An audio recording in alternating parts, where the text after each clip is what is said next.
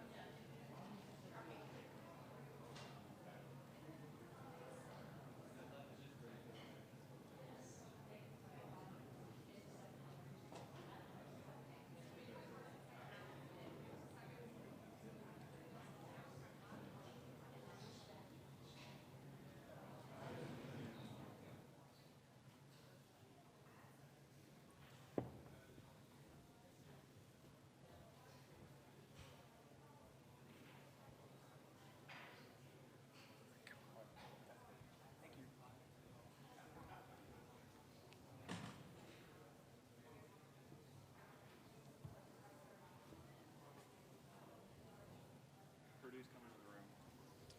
I'll have these for the next one. Ladies and gentlemen, the Boilermakers are on their way. Coach Painter, Ryan Klein, and Carson Edwards will be here in a couple of minutes in the interview room. Just a quick reminder to check your cell phones, make sure they're on silent. And there's no flash photography or video recording here in the interview room.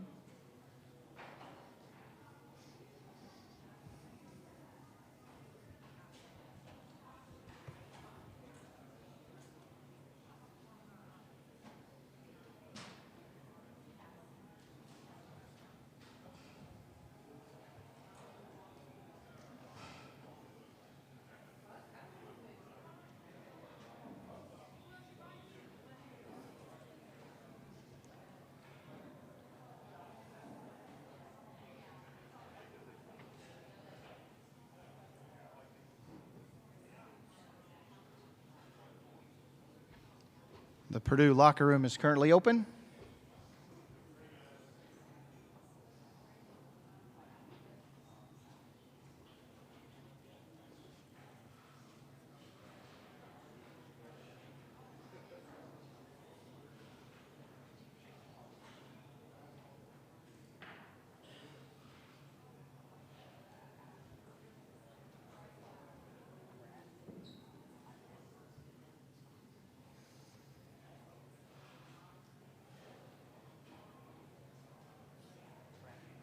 Yes, sir. Okay, thank you.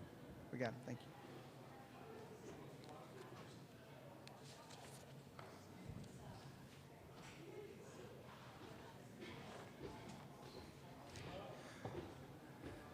Okay, as the Boilermakers make their way on the dais here, just want to remind you, we'll ask for some opening comments from Coach.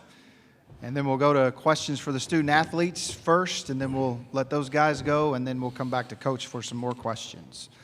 So, Coach, congratulations. Thank you.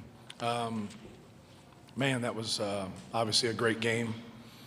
And, proud of our guys. You knew if you watch Tennessee on film, they have unbelievable runs. And we were very fortunate to be up 12 at the half just because they were 4 for 13 from the free throw line. But the free throws ended up balancing out. Both teams really shot 50% from three and 50% from the free throw line. It's kind of an odd box score because normally you get people that can make that many threes are normally going to make their free throws. But both teams struggled in that area. But, we shot the three well. They shot the three well. It seemed like a stretch in the game in the second half. We couldn't stop them and we couldn't get a rebound. But then when you look at the box score, we out-rebounded them for the game. But they're a good team. They have those interchangeable pieces, with Schofield and Williams, and they cause a lot of problems. And those guards are athletic and talented, and they can shoot the basketball and they can create shots for themselves. And our guys hung in there. It was one of those games where, getting key stops was important. And I know it was a high-scoring game, but it was tough to get them.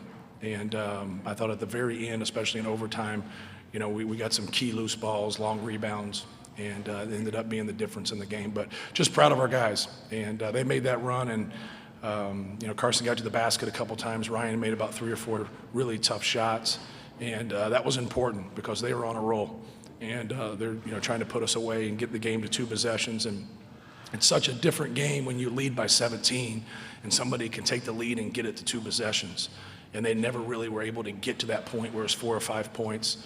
And we managed it and made a couple tough shots and were able to get the game into overtime. Carson knocked down those 2 free throws to get it into overtime. And that was huge. And our guys were very resilient and played very hard and pulled out the victory. Thank you, Coach. Questions for Carson and Ryan here. Back row to my right. For Ryan, this is Pat Forty from Yahoo Sports. Obviously, you're a shooter. You've had some great shooting games, but have you had one like this in a setting like this? I would say no. There are times in the second half where, I was coming off and I knew I was going to shoot it, So my teammates did a really good job of, getting me open and giving me the opportunity. More questions for the Purdue student athletes right here in the right side, center aisle.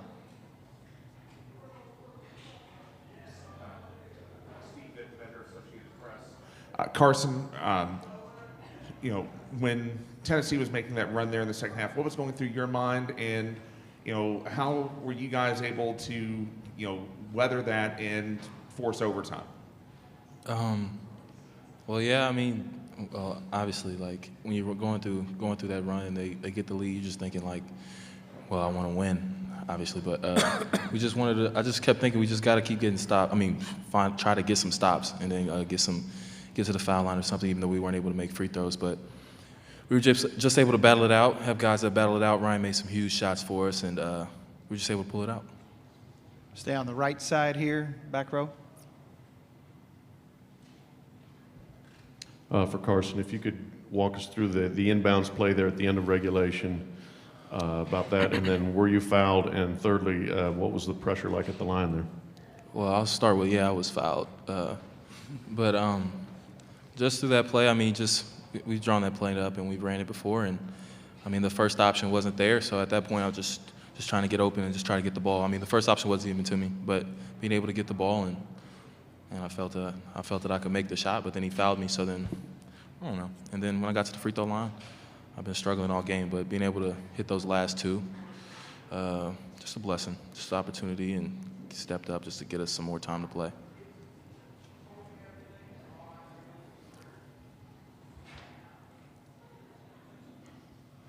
Carson, on those last 2 free throws after you missed the first one, was there anything you did differently to, was there anything you did differently mechanically or anything like that? No, I don't think I did. I just continue to focus. Going into the free throw, I just focus and shoot a free throw every time. I always shoot it, and after that, just did the same thing. Nothing changed. Stay on the right side here in the back. Hi, Carson. Jerry Palm with CBS Sports. So how does it feel, or did you even know that now you're the first player to have 4 consecutive 25-point tournament games since Steph Curry? Oh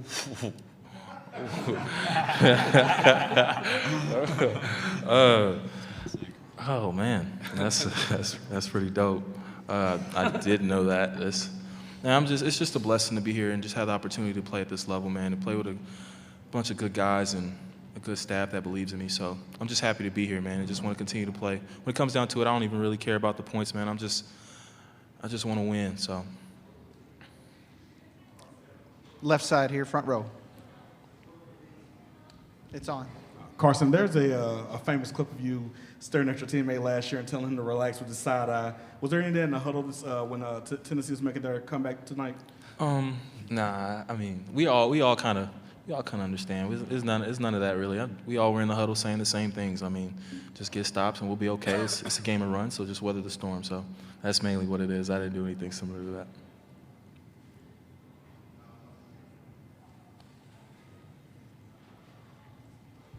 Carson and Ryan, I guess, how big was this for both you guys considering how the last 2 years went here at the Sweet 16? Ryan first, please.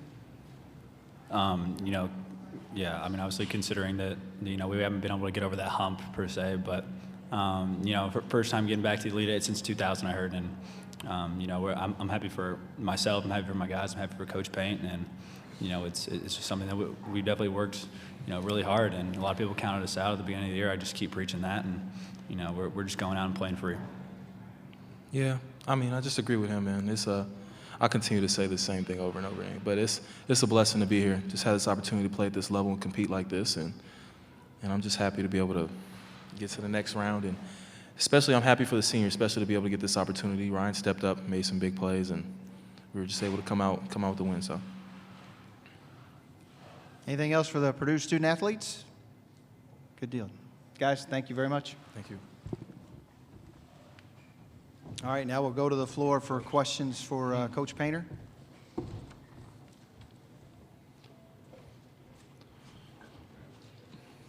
Right side here, Coach. Coach, I know Ryan Klein's career didn't get off to the best start in West Lafayette. To see it kind of come full circle like this with a performance like this that Purdue fans will talk about for a long time, what's it mean to you to see the growth and the maturation from your senior? Well, obviously, when you get into these moments, especially when you're a jump shooter, it's hard. It's hard to get on the road, play on neutral sites, and sometimes your jump shot doesn't go down. But he's always been a guy, that just helps you win. And if you look at his assist-turnover ratio, you look at the game tonight, he has 4 assists, 0 turnovers. He's just steady. And he's really come a long way on the defensive end and really worked at that. But it's hard sometimes in college basketball about getting into a rotation and staying in a rotation and then becoming a primary player. And he was always a guy that I always talked about as a starter when he didn't start, but then he wouldn't do anything wrong and I'd take him out. Carson Edwards and Dakota Mathias and Raphael Davis. And, we had a lot of, good players with him. And it was simply why I thought, he needed to redshirt his first year, even though we ended up not doing that, is because we just, we felt that he was going to be a really good player. And to be able to do this, and shoot like that, we were up against it tonight. They made that run, and that momentum is moving if he doesn't make a couple of those shots. And he stepped up and made some really tough shots, and especially the one, because it seemed like he changed his mind about 4 times while he was dribbling the basketball. But he got that switch, and he knew the guy sooner or later was going to get off him just because he was a bigger guy, and was able to knock it down. But I'm happy for him. It's what it's all about. Especially you start your career and you make a couple mistakes. The world loves it. When you get things figured out and you make the most out of it, and I think he's done that. Coach, one left side center aisle here. Yeah, Coach, your initial thoughts on it, after expending that much energy in the overtime, if it changes anything and how you're going to approach tomorrow and having the guys physically ready for another one? Right. We'll do the same thing no matter if it was a regular game and you scored in the 50s. And so just trying to get them off their feet. We probably should shoot some free throws. I think that's the genius coming out of me there. But no, it's, no matter who, wins this next game, it's going to be a really good basketball team. But a lot of it, I think, has to do with not beating yourself. And, you look at the stat sheet on, tonight, and neither team, turned the basketball over. Both teams played hard. They scrapped, and that's what you want. You want to be able to get in games and not beat yourself. And then if you have enough, shot makers, that really helps. But we'll just stay with the regular kind of format and, go through some things, talk about some things, watch film, get ready for our next opponent, but really just focus on ourselves. Coach, speaking of your next opponent, have you looked at any film on UVA or Oregon, anticipating who may win tonight's match? I have not. I watch Oregon probably more just because late night, after you get done with everything, And so I watched Oregon play at Washington at the end of the year. I watched Oregon play Washington in the conference tournament. So that's about it. But I've watched them a handful of times throughout the course just because that's kind of when my day gets over.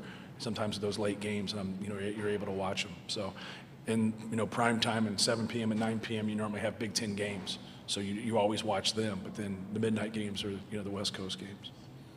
Back row, right side.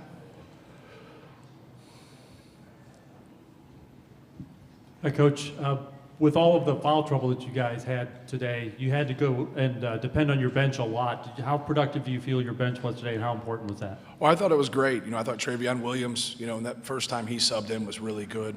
Aaron Wheeler made a couple plays for us, knocked down a couple threes. Eric Hunter's, I think the experience he had in that first game against Old Dominion really helped him.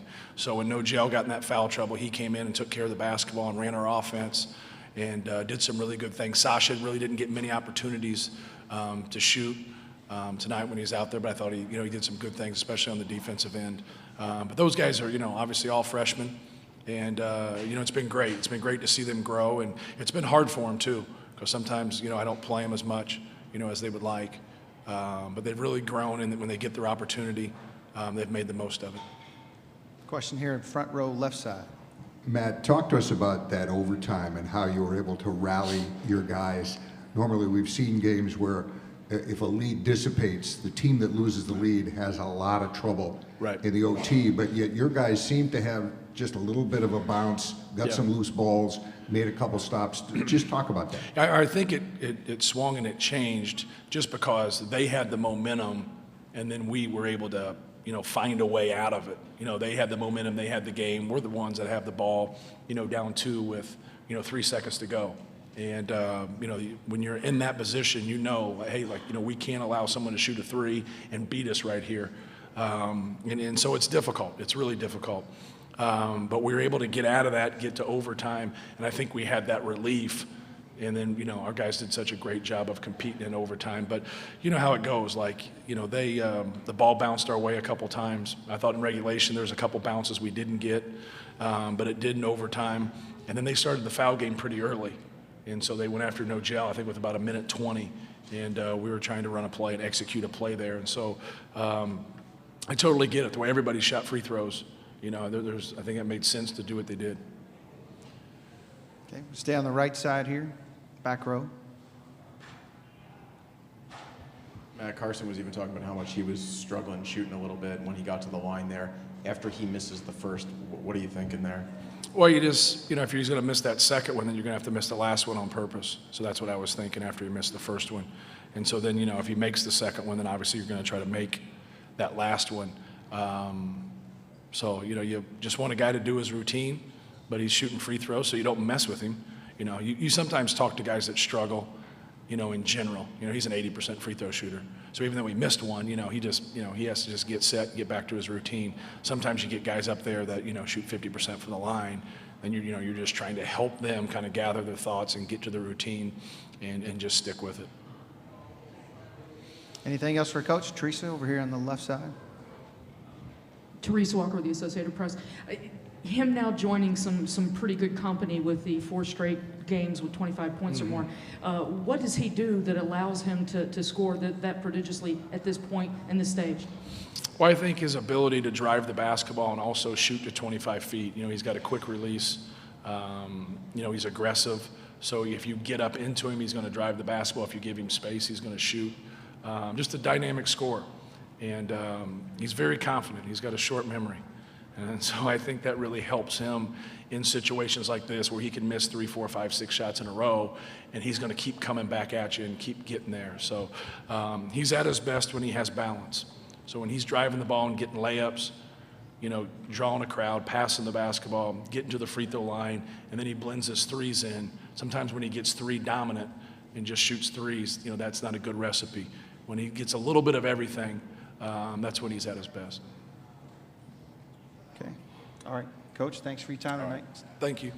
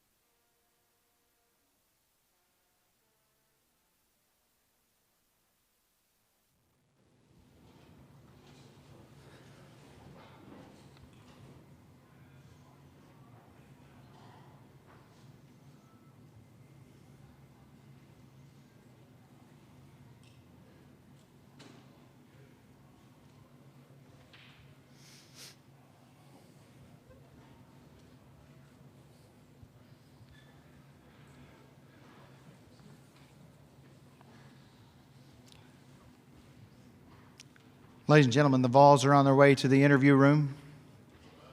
Coach Barnes, Grant, and Admiral.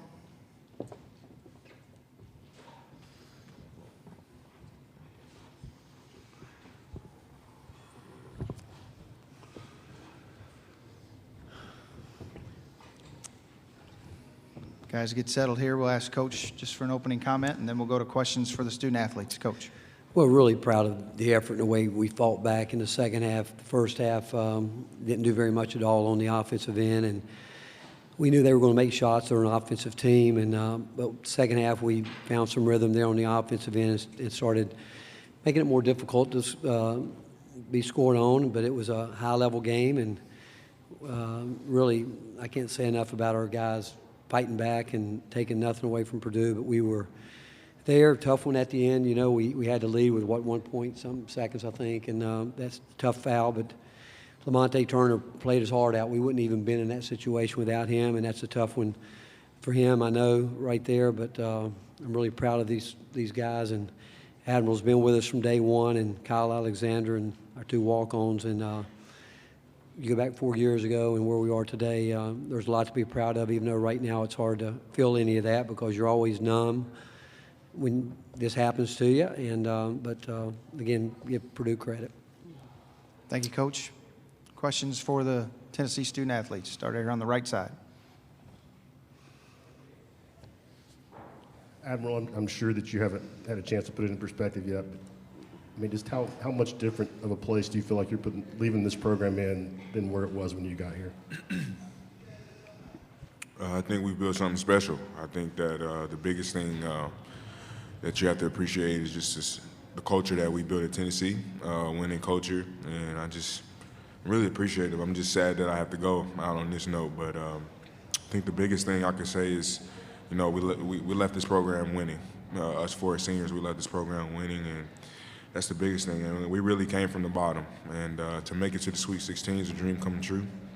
Came up a little short, but at the end of the day, I remember when we were losing 19, 16 games and no one really believed in us. I remember when, you know, we could barely get 17,000 in the arena, and this year we averaged around 20,000. So God has been amazing this year.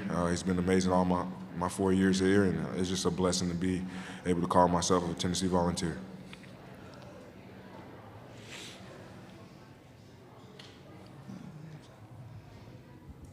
Therese Walker, the Associated Press. For Grant, I think you were closest there. The ball after your block on Edwards, was there a chance that it went off your hand or might it have gone off a Purdue player?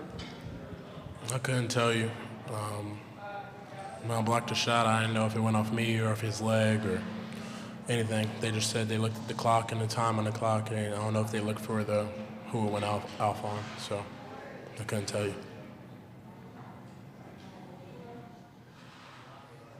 More questions for the Tennessee student athletes? Okay. Grant, Edna, thank you.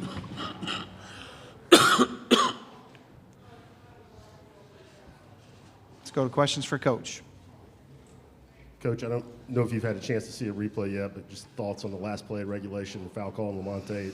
It was a foul. It was a foul. You know, the shot, he missed the shot, but Lamonte hit him after the shot. And that's a tough play because, again, you know, we knew what I think actually they were trying to work something inside. It was close to a 5-second count, but I even think they got that in. I know they got it in because I saw it. But Lamonte, being the competitor that he is, he went up and the ball was gone. It was 3 feet out of his hand when he hit him. And we know the rule, you got to allow the shooter to come back down. And it's a tough one because in that situation, we know we can't foul there, and they've got to make that shot. But we wouldn't have been in a situation to come back in that game if it wasn't for Lamonte.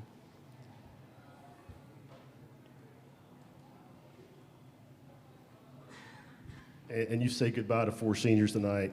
Admiral Kyle, can you kind of put into perspective what they've meant in building the culture for this program, how they're leaving things better than they found them 4 years ago? Well, they did do that. They have done that. They left it better than we found it. When I always reference that first year here, and you know, Kevin Punter was the one guy that once we got here in the spring that really bought in. And when Kyle and Admiral first got there, and Kevin had really understood what we talked about, the culture we had to build where those guys were going to put their time in and hold each other accountable. Those were the 3 guys that got us where we really are today. And then we had Brad and Lucas, who've been a huge part of our program. And they're as respected as anybody. But you go back from, 4 years ago, we lost 19 games, then 16. And this league is different. This league is a lot different league than it was 4 years ago. But there's no doubt that it's been a blessing to have these guys with us, and the fact that they definitely left it better than they found it. Anything else for Coach?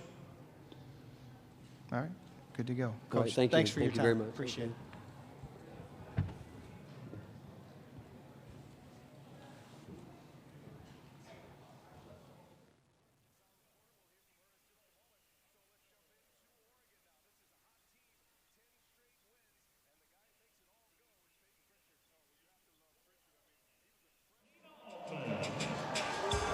And for Virginia, Tony Bennett.